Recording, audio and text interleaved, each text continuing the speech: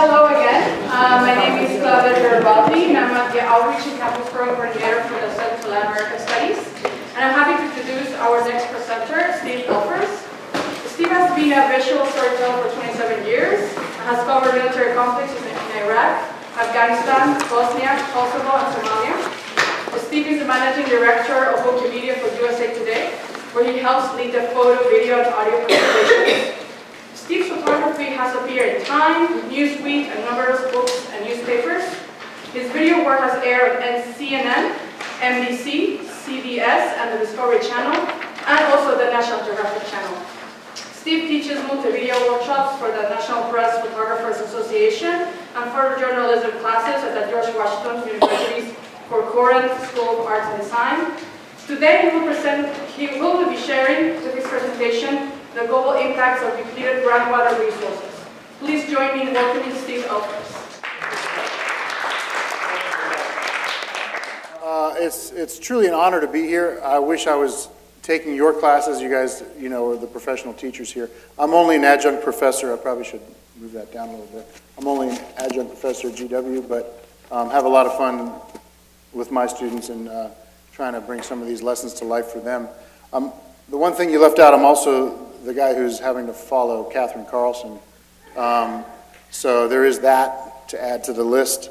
I want to dive into one particular project, but before we get there, I just wanted to sort of give you a little bit of background on some other projects and what I do, in case that sparks some questions at the end that you want to ask. With the interest in travel and international studies in this room, the only point that I'll brag about is that I have lived or worked in 49 countries so far, and I have not paid for one of them. So somebody else has always footed the bill. My dad was Foreign Service, so I was born in Japan, lived in Thailand, Yugoslavia, Madagascar, Kenya as a kid growing up. Literally, when I was 16, I came to the United States. We would come back every 2 years, but I had lived overseas more than I had lived in the United States. And it was a unique way to grow up. At 16, I thought racism was something that happened back in the 60s, and I was like, well, I'm glad that's over, So I had a lot to learn about America, but it also gave me a global perspective at an early age.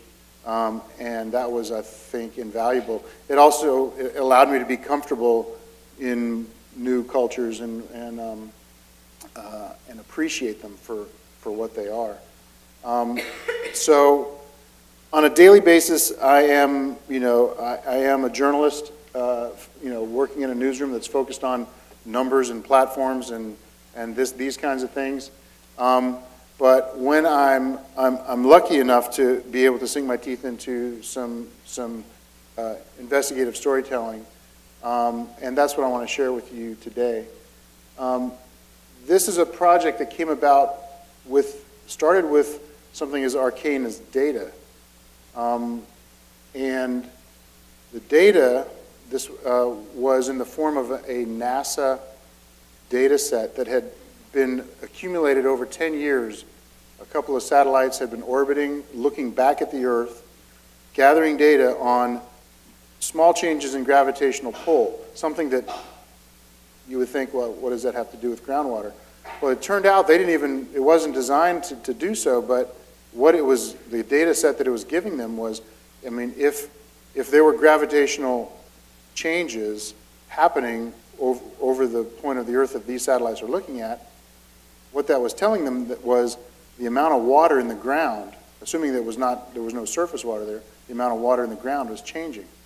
And so if you extend that out, no one had really looked at this data set globally. We had used it for some stories in California based on the California drought, but no one had looked at it globally. And so I was working with an investigative reporter, Ian James from the Desert Sun, and he and I applied for a grant because we knew that to do this story globally, we needed to get a global partner, and that's where the Pulitzer Center came in. And so USA Today Network and the Pulitzer Center and the Desert Sun combined to work on this story. And so looking at the data, and this, so we talk about lessons for your, how do you extend a story like this to the classroom? There's curriculum that goes with it, but I'm going to come back to this story shortly. But I wanted to get through some of the things that you can be mindful of as teachers to bring projects like this to life. And this documentary, traveled around as documentaries do and hit some film festivals. Some of the types of investigations we do at USA Today, like Pump Dry, I'll just show you a couple real quick ones here, just to give you a sense of them. They come in quite a range of stories. This one is called Gone. It was we did last year. It's the oldest serial murder case ever to come to trial in U.S. history.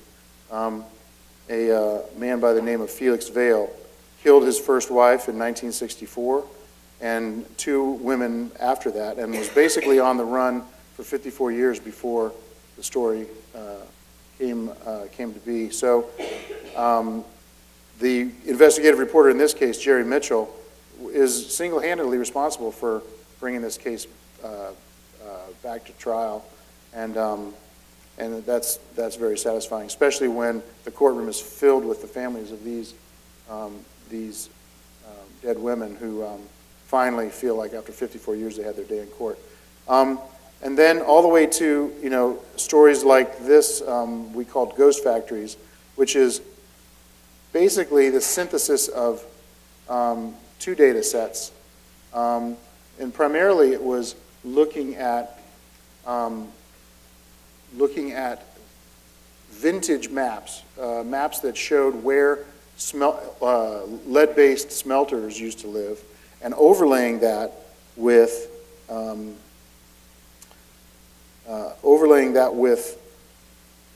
where neighborhoods fall today. And by doing that, we came up with the ability to show on a map where what we did was we found neighborhoods that are living on toxic soil. And the people that in these subdivisions had no idea that the lead levels in the soil that their kids are playing in every day were toxic. So the challenge then as a storyteller is that how do you take these data sets, like for Pump Dry or for Ghost Factories, and then bring them to life? Well, Catherine showed you how to do that, right? You need to find the people that are being affected. And if you're going to invest somebody in a story to the point where they're actually going to care, then you need to find those connection points. And I think in the classroom, you need to find those connection points. Help your students think about, rather than like, ooh, that's gross, or I can't believe they live that way, or dismissing it culturally, it'll be like, well, stop, and let's think about this. And this is where you have the opportunity to provide, to provide the context that is so valuable in these stories. We say around USA Today, because we're a network of 109 newspapers across the country, but we say there's no national story that didn't happen somewhere, right? You can say the same thing about an international story. There's no international story that didn't happen somewhere. So the story that your student is experiencing in their life is just as valid as a story that is being experienced in a country far, far away. And thinking of it that way can help make the world a little bit smaller. If you're not already incorporating documentary storytelling into your curriculum, it's a great way to get the conversation started. It's a great way to use the hard work that's been done by these storytellers to layer in some context, even talk about bias, if bias exists, what the purpose was. I think Catherine's construct, is a terrific way to get them to break down what was the intent of the storyteller. Five Broken Cameras, if you've not seen that, is a great way to bring to life what's happening on the frontier of Palestine and Israel in a way that is very personal and touching, and White Helmets for Syria. Both of these are, this is a wonderful time right now where documentaries are more available than they ever have been. And they're great ways to invest your your students, into the topic at hand. And frankly, when they're home watching Netflix, they're probably not choosing these films, right? They're looking for the next Transformers or or whatever. But they're magnetic, they're entertaining, they're informative. If you think about, so Innocente is a video short done by Andrea Nix Fine and I can't remember, Tim Fine. What's Tim Fine's first name? I can't remember. A couple, let's just say the Fines. The Fines did a story, and if we think about Catherine's construct, theme. Okay, theme was homelessness. Okay, that's the theme. These are things they had in their mind before they even found Innocente. This is her name, Innocente. Angle was adolescent homelessness. Okay, homelessness in middle school or high school age kid. That's sort of what they went going into it.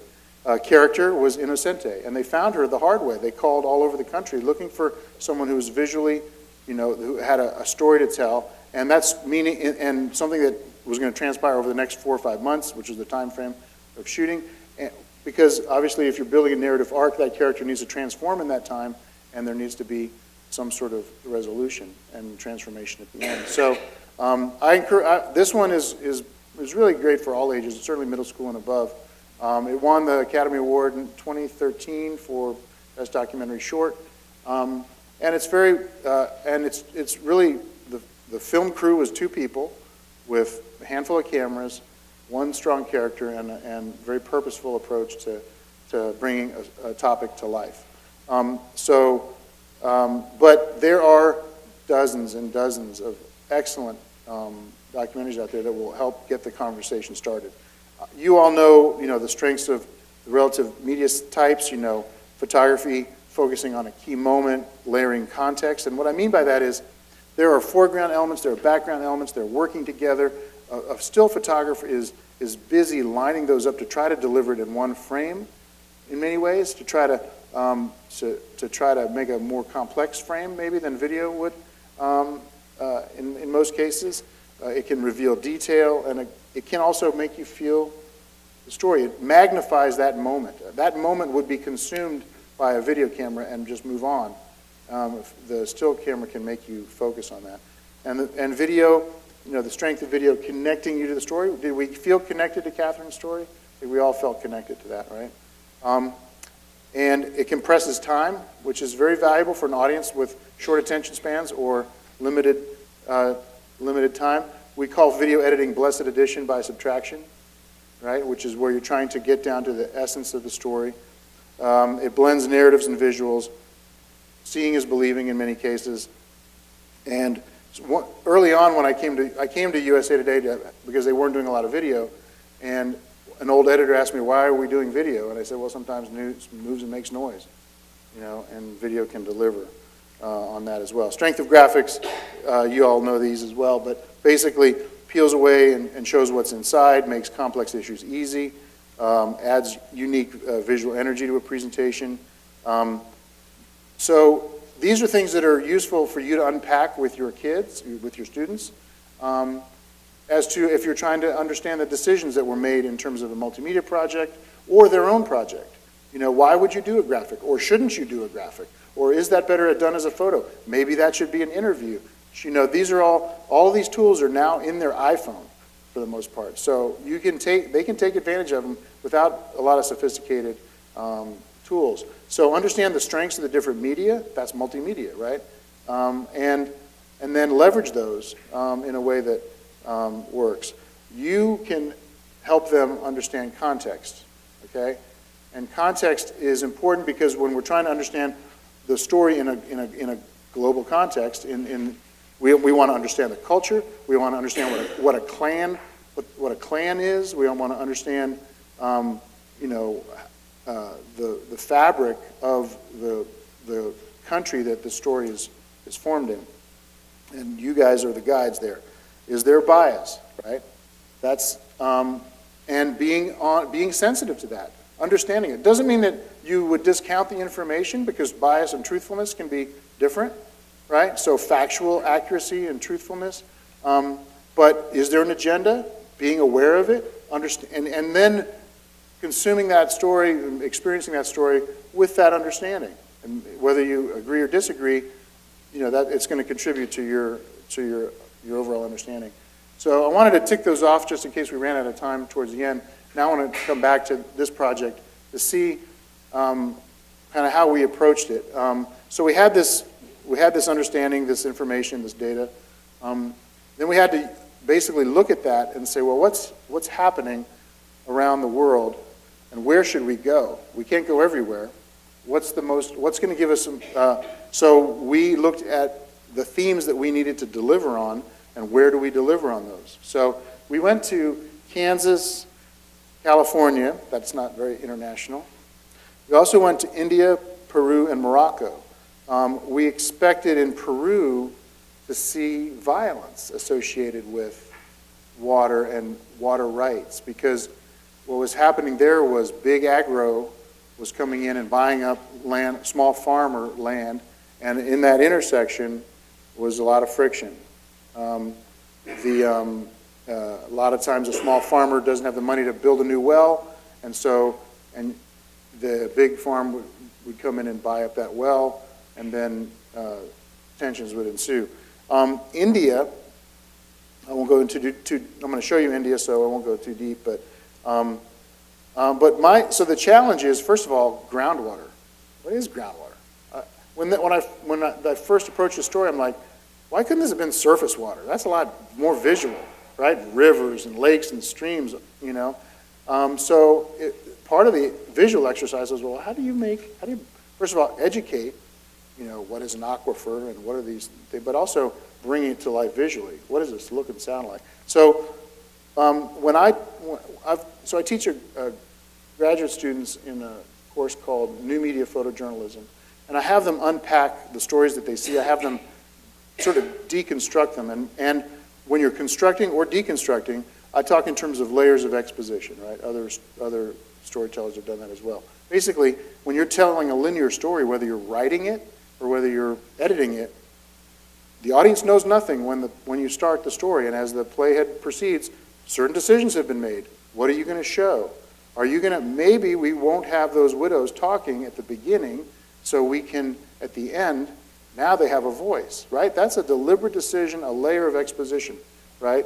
So as the story proceeds, layer by layer, those decisions that you make are now captured, in the final edit. Starting for your students, unpacking that. If you assign them a documentary to watch, have them layer out the story down to the detail of what were the decisions that the storyteller made. And because you need to know this before you know this sometimes, right? So you're building on this understanding. Sometimes you're investing someone in a character before you understand that character is facing a crisis, okay? And so all of those decisions become valuable. So let me show you a little bit about how we handle it here. And I'll just to be transparent. So the layers that I'm going to play the opening, and then I'll play through India, and then I'll see where we are for time. But in each place we went, the most important thing, we knew who our experts were going to be before we left. We knew we were going to talk to the minister of water in Punjab, but we didn't necessarily know the farmer we were going to find. But we knew that as soon as we hit the ground, we were looking for that farmer. Ideally, it was a multi-generational farm that was heavily invested in the water issues under their feet, and to help bring it to life in a local place. And so the you'll see that the problems in Punjab are somewhat self-inflicted. India was so worried about food security that they basically said, well, then let's make electricity free for farmers so they can pump the water they need. Well, the dynamic analysis of that is, well, then they leave their pumps on all the time. Because the electricity only comes on 2 or 3 times a day, you never know. They're not going to run around to all their pumps every time the electricity comes on. They just leave them on. Electricity comes on, they're pumping. Electricity goes off, they're not pumping. So I won't. You'll see it all here shortly. So let me just jump out of this. The opening is basically, though, in terms of the layers we're trying to achieve, is help you understand the magnitude of that this is a global issue. These are not aquifers that are connected, underground. These are separate aquifers, but why is this happening in many places around the world?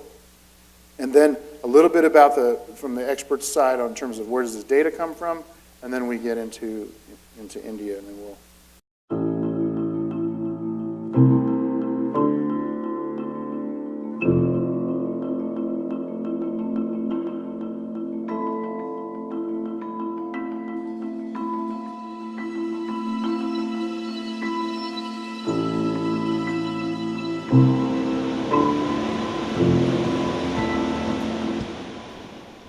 Niagara Falls.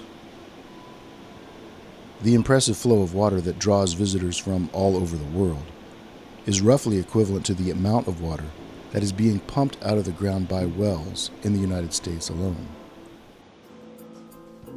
Much of the planet relies on groundwater, and in places around the world, in regions of Asia, Africa, the Middle East, Latin America, and the United States, so much water is being pumped from the ground that aquifers are being rapidly depleted and wells are going dry.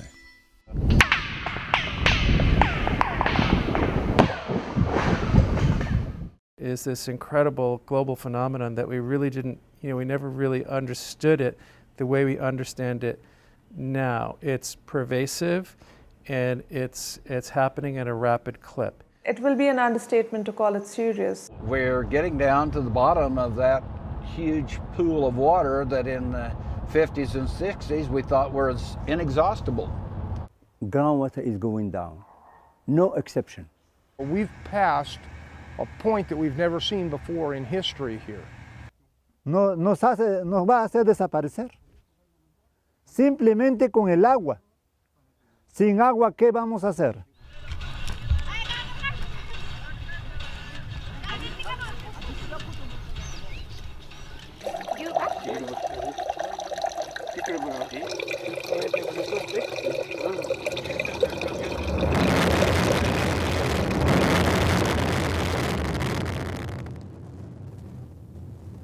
With the help of satellite technology, our view is not limited to the surface of the Earth. Locked in a tandem polar orbit, twin satellites named GRACE look down at the Earth. GRACE's ability to measure small changes in gravitational pull allows it to observe changes in water content, from glaciers to groundwater.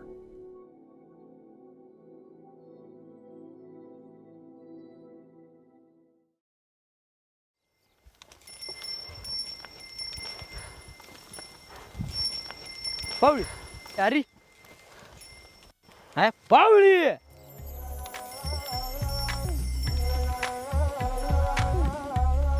Paul. Paul. Dun. Ini ka? Ini Amerika lah. Box terkali kan lah. Foto terkali.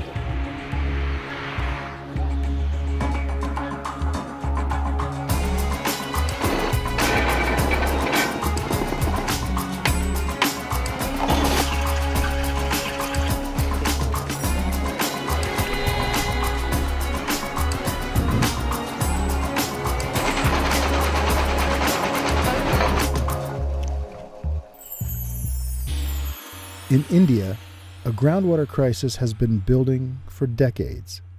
NASA imagery of groundwater depletion shows clearly that something serious is happening in the northern state of Punjab.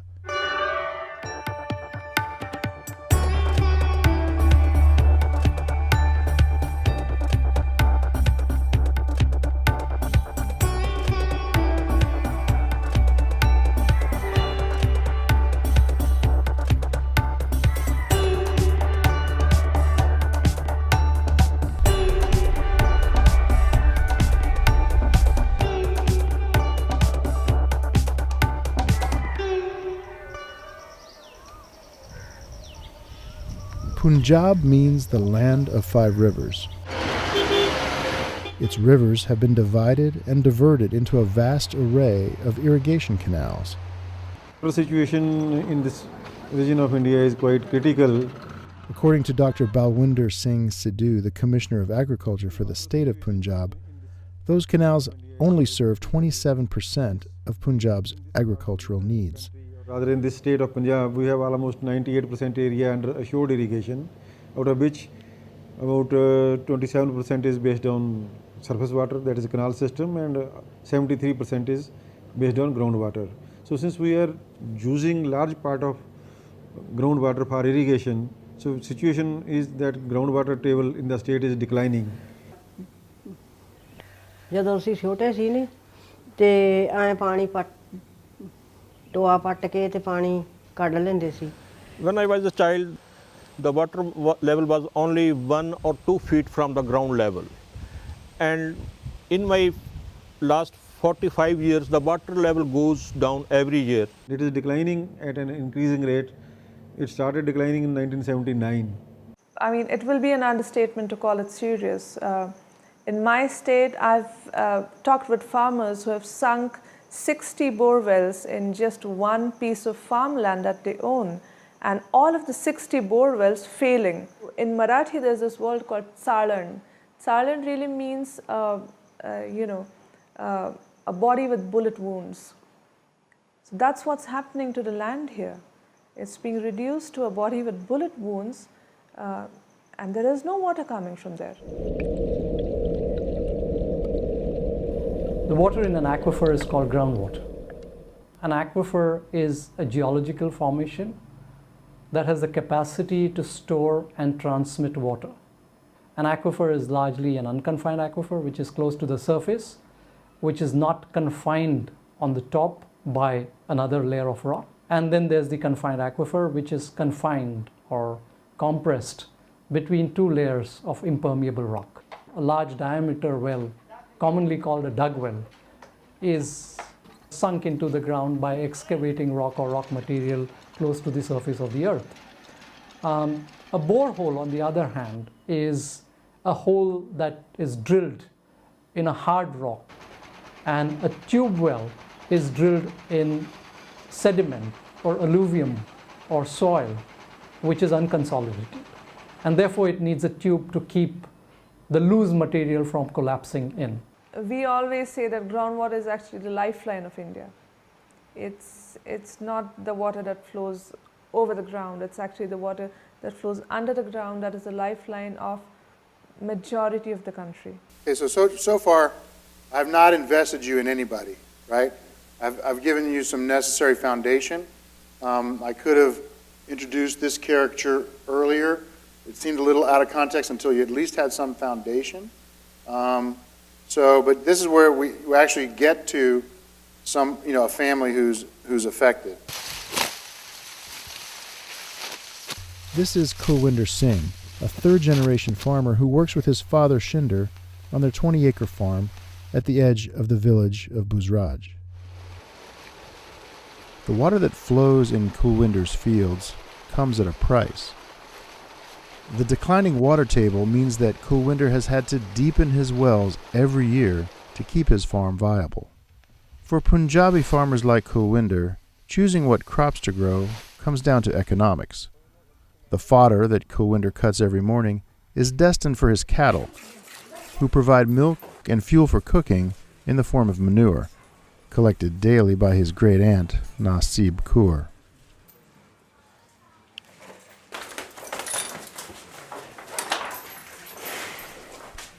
The Indian government provides guaranteed pricing for some crops, and rice is consistently the most profitable crop for farmers to grow. Rice requires far more water than traditional crops. मूर्खता है साडे जाने के ਜਿਹੜੇ ਕਿਉਂ ਲਾ ਰਹੇ हैं यानी दोषी हो पूरी भी ना Punjab will make a desert in the next in the future. In Punjab, electricity is free for farmers. Most farmers leave their pumps on, so when the unreliable power comes on, their pumps run constantly.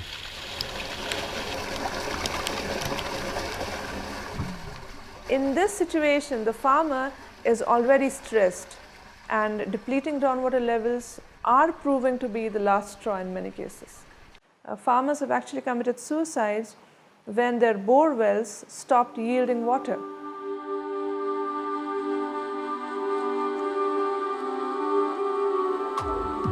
The pressure on farmers in India is real, and the number of suicides is astonishing. According to the Indian National Crime Records Bureau, there is an average of 32 farmer or farm worker suicides per day across India. While that tragic fact can't be wholly attributed to falling groundwater, it is clear that failing wells is an important factor. Among farmers, the highest suicide rate in India is in the state of Maharashtra.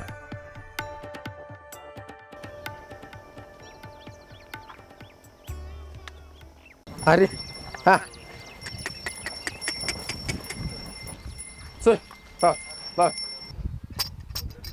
Bankat Suryawanshi works his family's 7.5-acre farm near the town of Nagarsoga.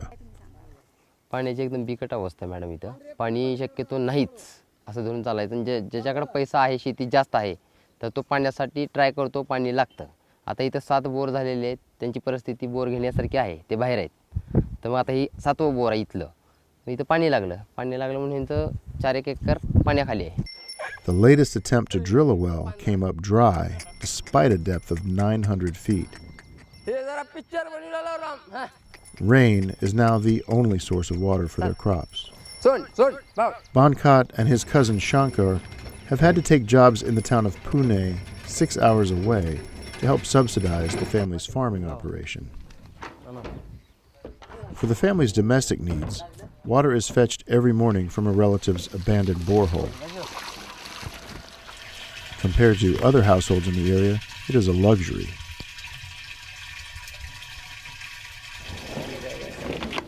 Ay, curry.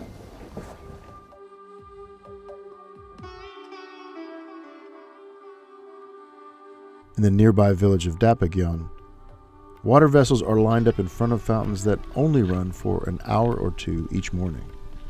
The entire village relies on one working well. 3 others have run dry.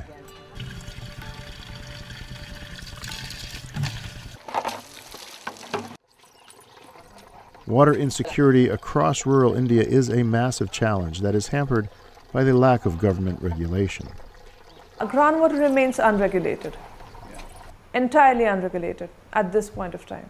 Groundwater actually is not regulated here, but we are slowly trying to regulate it. What is missing from a more comprehensive management of India's groundwater is the science part, which needs to focus on aquifers, and the demand management part, which needs to focus on changing, influencing human behavior.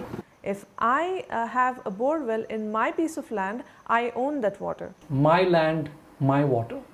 This sort of ownership is actually changing a common pool resource into a privatized resource, in which no matter if the person next to me is thirsty or his crop is dying, I can still take water from my bore well and cultivate sugarcane.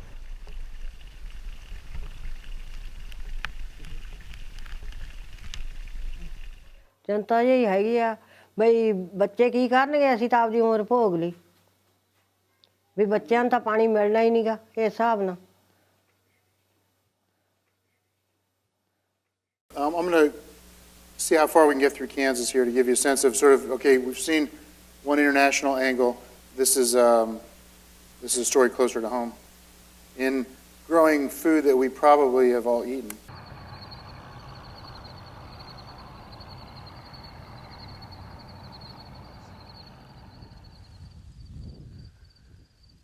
It's tough to think about what's been in my family for well over 100 years not being here in 20.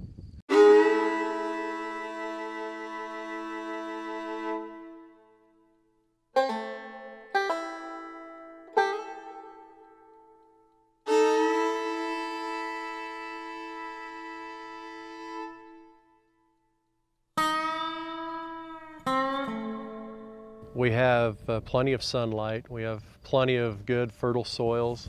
We even have a multitude of highly intelligent, hardworking people here. But the common denominator for all of that is water. Water is the limiting factor in life in general, but Southwest Kansas specifically. From space, the surface of southwest Kansas looks like an arid checkerboard. Center pivot irrigation spins perfect circles of corn and milo in square mile and quarter mile sections. GRACE data confirms USGS well data and tells a story of dramatic declines in the High Plains or Ogallala Aquifer. Well, here in western Kansas, our groundwater is the Ogallala Aquifer, the High Plains Aquifer. The Ogallala Aquifer is really granite wash off the front range of the Rocky Mountains over time that washed over the plains, filled in the low spots. It's a very prolific aquifer, very porous, quite permeable, and contains a lot of water. There is recharge, but it's at a very slow rate, maybe a half of an inch per year. The lifeblood of our land is that Ogallala Aquifer below us. That comes from the Oglala Sioux Indian tribe. It extends from north central Texas up through Nebraska. It's the largest freshwater aquifer in the Western Hemisphere. In '56, it appeared if we were going to stay on the farm without more acres, we would need to develop irrigation. 50s, 60s, 70s, and 80s, irrigation was developed in western Kansas, and that's when the high use of the aquifer began. Most farmers were drilling wells at this time and pumping to irrigate. We've been pumping out of that for livelihoods to sustain ourselves and our livestock. Now with the deep turbine pumps and the pressurized center pivot system, you could irrigate just about anywhere, any type of soil, and we did. I would say we don't have an original well functioning anymore. They've all been re-drilled. Irrigation is a good thing.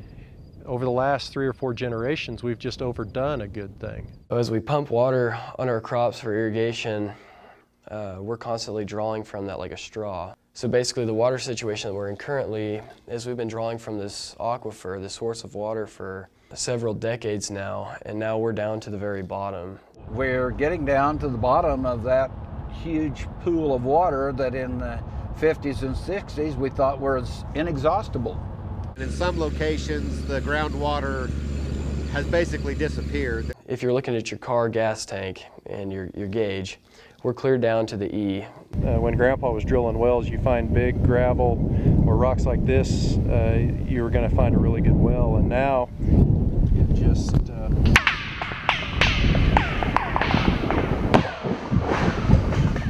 now the only water it finds is a couple 3 feet at the very bottom of the well that the pumps can't effectively access anymore.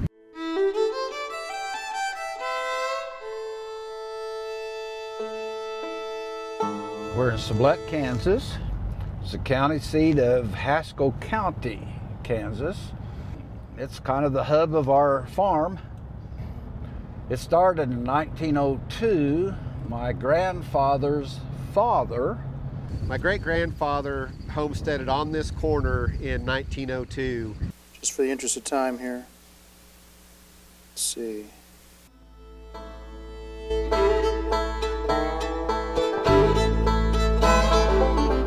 When harvest time comes and I see what's come of the things that I've done, that's whenever it really pays off for me, and that's when I get an awesome feeling inside. Well, the 98% of the population that's not working on farms, they need to understand that Their food isn't coming from the grocery store shelf. It's ultimately coming from the fields of the heartland of America. And that heartland food is fed by the Ogallala Aquifer and the water that we draw from it.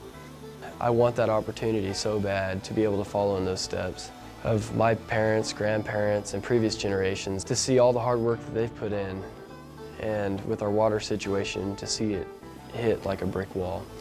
You know, I would consider coming back, but I'd have to lock in a 40-year investment that I can't surely make. The corn's 20 kernels around, which is excellent, and it's 45 kernels long, so that's about 900 kernels. And if we multiply that by 30,000 plant population, we divide that by 80,000 kernels per bushel. It tells us that, you know, this corn would probably yield in the 220 to 240 bushel range, so which would be very good. So this is a good crop here, but it only lasts as long as the water's here. And what disturbs me this morning, checking on this irrigation well, that it's showing signs of weakening. When I checked the water there, I found air suspended in the water, and that means that down at the bottom the pump is starting to gasp air, like when you finish a soda with a straw out of a glass. Right at the end you get that sucking sound. Well, this is the very beginning of that sucking sound, and this will last another 5 or 10 years, but not even at the production rate that we're at here today. So it's just a question of how much time is left. I suppose we should let ourselves enjoy a good crop while it's here, but we can't lose sight of the long term. And that's what I worry about for Jared, and Jaden and Jesse, and James and Reese, and Ryan and Noah, and Ian.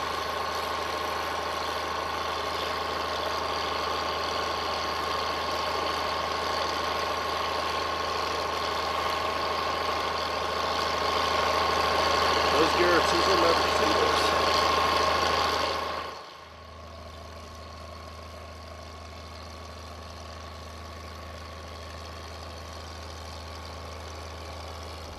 So it's near the end there, but I wanted to leave time for questions.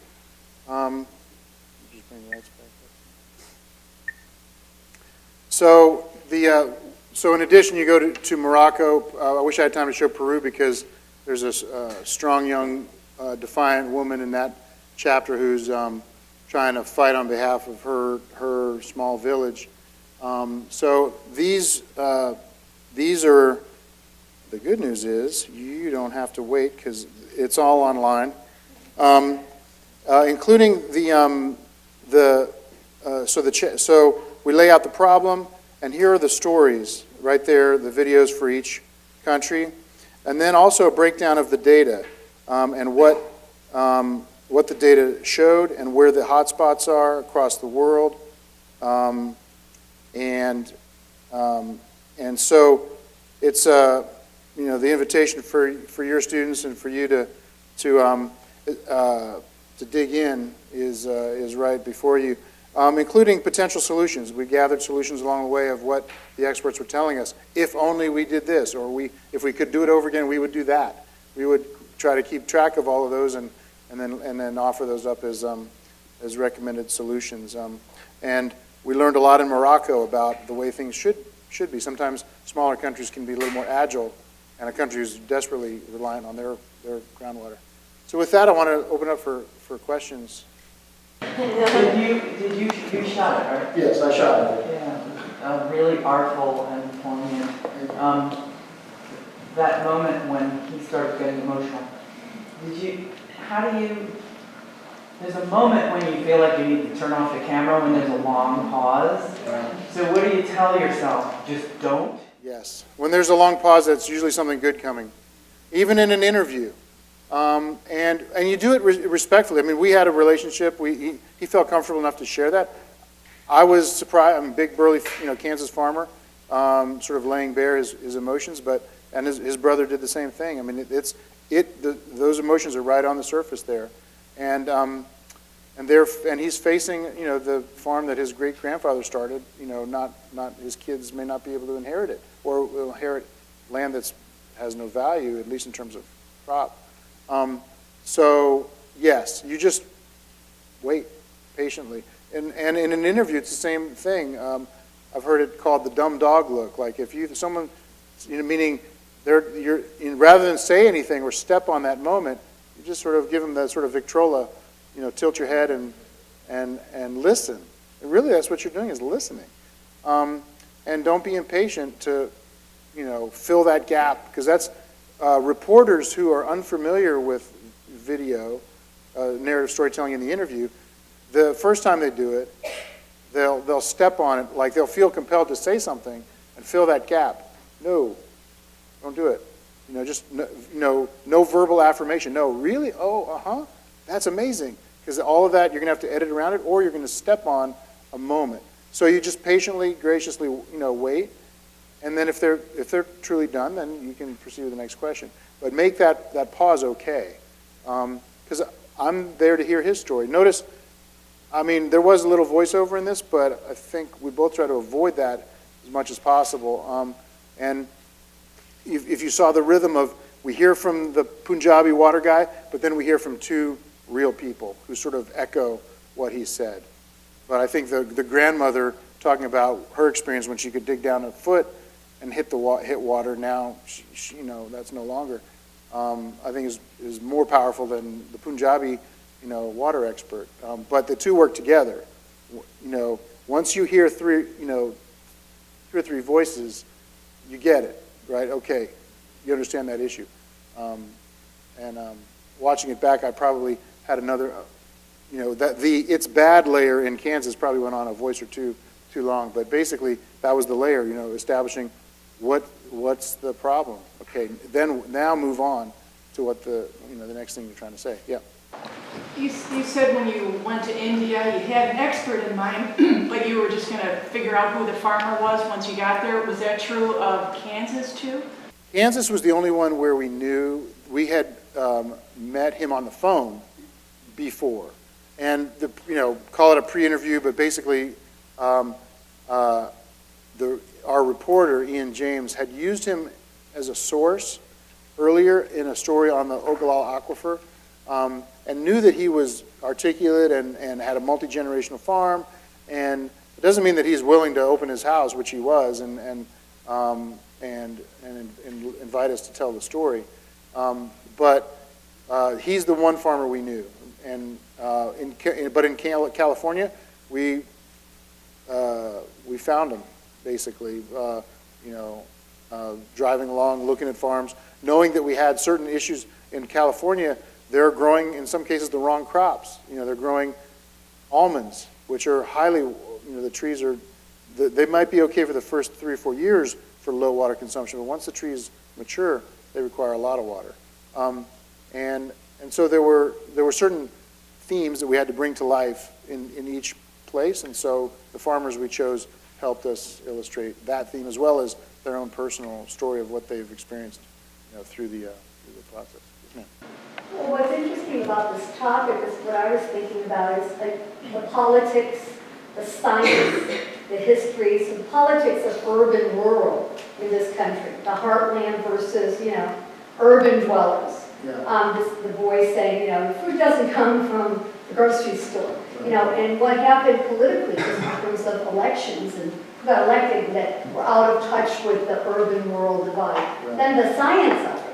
I'm looking at how rich this is because, we can take it into science classes, we can take it into, political science classes. You could do corn math 101. That was fascinating to hear him calculate in his head, what's the yield of this bushel going to be. That's why I left that, so it went on kind of long, but it was fascinating because he was just off the top of his head, counting up the kernels, adding them up, knowing the density, figuring out, okay, this is good, but well, and that's for American kids. That's what they need. They need to see, that farming is math, and the whole science of it, and then also the history, the local, global. Morocco. Take you from Morocco to California.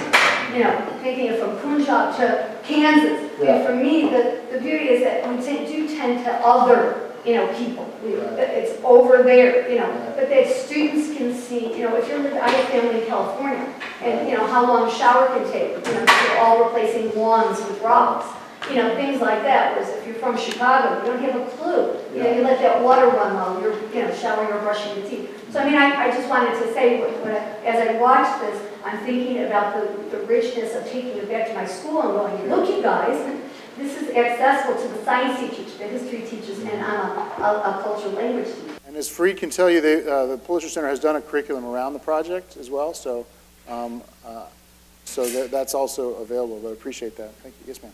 I teach a course in Middle Eastern Studies, and one of the mini units is on the politics of water. And so I'm wondering, when you get into these stories, do you go more into depth, or does it come up in any of these stories, the sort of interior conflicts of class, race, religion, in terms of who has access to water? We get closer to that in Peru. We didn't try to double up themes, like we didn't want to say, oh, and this is happening in Kansas also, and politics is also in California. But we let each location explain one theme that it could explain the strongest. California learned about the subsidence. All of a sudden, you've got a canal, and the bridge is dropping, and now the bridge is in the water of the canal. The water is going to seek its own level. There's an image in there from the USGS of a researcher standing by a telephone pole, and the ground used to be 45 feet over his head. All of these, so there's there's some geography as well, but we tried to, so yes, Peru delivers on the politics and the violence of these encounters. And we went to Peru thinking, well, we may see violence. We didn't expect to see, young woman, basically a carload of thugs cut us off, knowing that we were going to, she was going to show us where they were laying pipe that this village was saying was illegal. They were going to run water 11 kilometers from the village well that they bought to their farm, and basically punched her in the mouth and threatened to come to her house, and cameras rolling.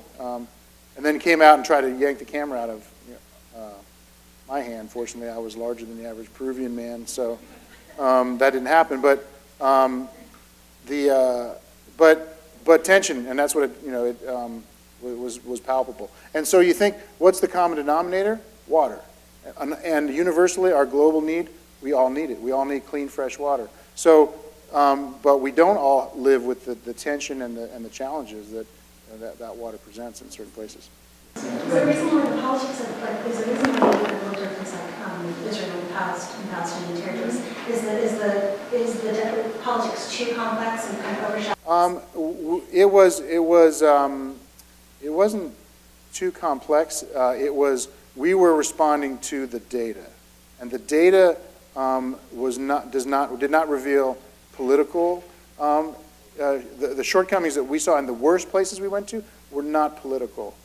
They were overdrafting for other reasons. But no doubt and no denying how the importance of politics. Yeah. The one thing I was just going to add is, tell me if I'm remembering right, the woman you're referencing in Peru, wasn't she like 18 and a college student? There's a coming back freshman to college. Melbourne? So if you haven't seen it, go watch that section, because Steve and I were in classes quite a bit last year, and a lot of them were really shocked. And like, this girl's 2 years older than you are. This is her family's situation, so she had to come home to deal with it. So I'm here now. The question I have for you, so you have a relationship with the farmer in Kansas, and you say, okay, I'm going to follow you around 9 to 5 or something. I mean, how do you do this? So how do you do it? So we sat, they invited us to dinner on day one, and we sort of laid out what our intentions were. They knew that through the phone calls we had.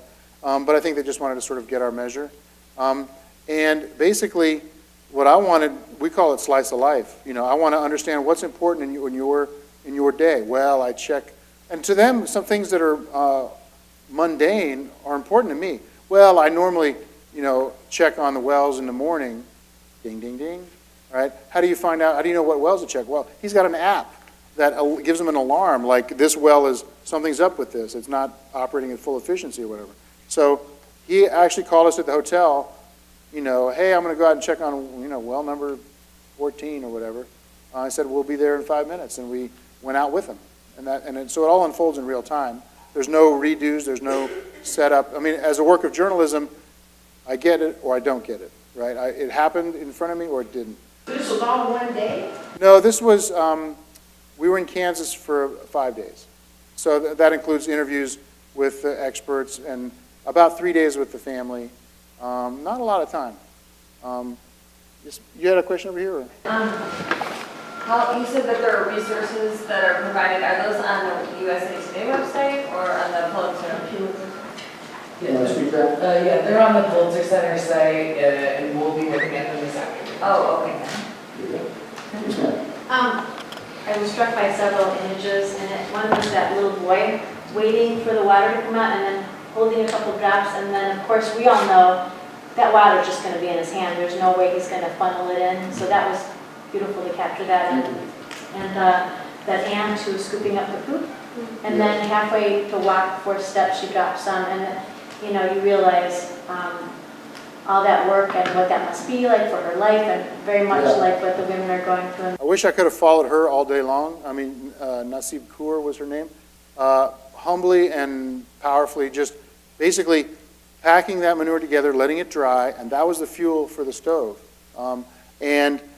And so the kids all react to that, of course, when they see it. But I mean, it's like, that's her life. And she's doing that because that's what she can contribute for her family. So if you think you're having a bad day, just think of Nasib. But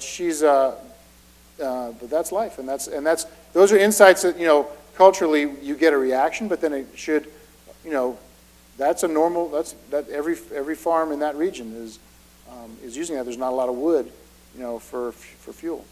I think that's the power of video too, that you see those little moments that you can't describe in writing or something, but you can see that and it resonates with you. Well, I appreciate that, and I think Catherine, those are the things that you look for.